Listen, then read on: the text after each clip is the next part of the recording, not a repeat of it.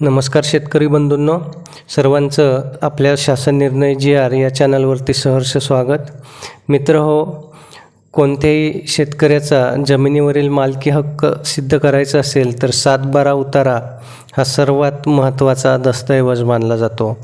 जमिनीचा प्रकार, मालकी हक्क, पिकांची नोंद अशा सर्व माहितीचा तपशील या 7/12वरती असतो.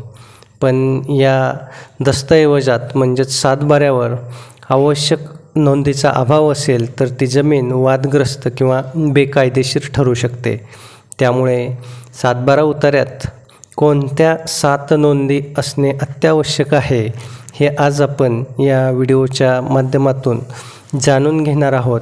आणि हे शेतकऱ्यांच्या आणि नागरिकांच्या दृष्टीने फार महत्त्वाचं आहे.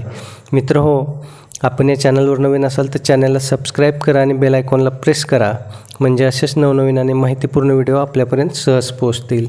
मित्र हो, सर्वात महत्त्वाचं म्हणजे मालकाचं नाव. जमिनीचा खरा मालक कोण आहे हे 7/12त स्पष्टपणे दिसलं पाहिजे.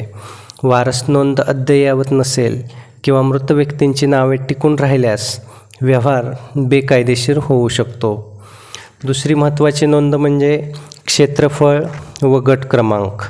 जमिनीचं अचूक क्षेत्रफळ, गट क्रमांक अथवा सर्वे नंबर त्यावरती नोंदलेले असणे आवश्यक आहे. त्यात चूक किंवा अभाव असल्यास सीमावाद निर्माण होऊ शकतात. तिसरी महत्त्वाची नोंद पीक नोंद. जमिनीत कोणकोणती पिकं घेतली जातात याची नोंद 7/12त असते. कृषी जमीन विक्री, कर्ज प्रक्रिया किंवा अनुदानासाठी ही माहिती अत्यंत महत्त्वाची आहे.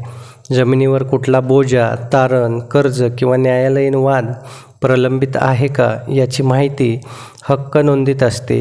ही माहिती नसल्यास खरेदी विक्री व्यवहार बेकायदेशीर ठरू शकतो. नंतर कर नोंद ही एक महत्त्वाची नोंद समजली जाते. महसूल किंवा कर भरण्यासाठी कर भरण्याची नोंद 7/12त असणं आवश्यक आहे. कर थकबाकी असल्यास महसूल विभाग जमिनीचा व्यवहार अमान्य करू शकतो. नंतर महत्त्वाची नोंद वारस नोंद. मालकाच्या मृत्यूनंतर वारस नोंद 7/12त असणं अत्यंत आवश्यक आहे. नसल्यास भविष्यात इतर वारस दावा दाखल करून व्यवहार रद्द करू शकतात.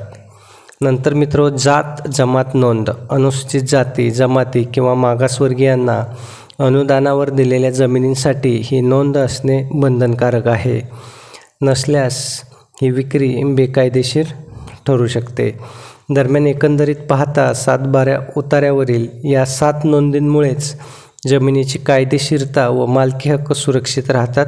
यापैकी कोणतीही नोंद अपुरी किंवा चुकीची असल्यास ती जमीन वादग्रस्त ठरते आणि तिचा व्यवहार अमान्य होऊ शकतो. त्यामुळे जमीन खरेदी विक्रीपूर्वी 7/12 नीट तपासणं आणि अद्ययावत करणं अत्यंत आवश्यक आहे.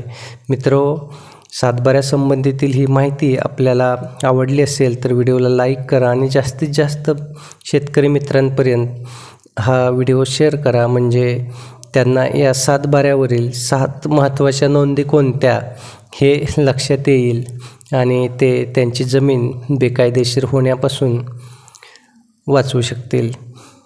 धन्यवाद.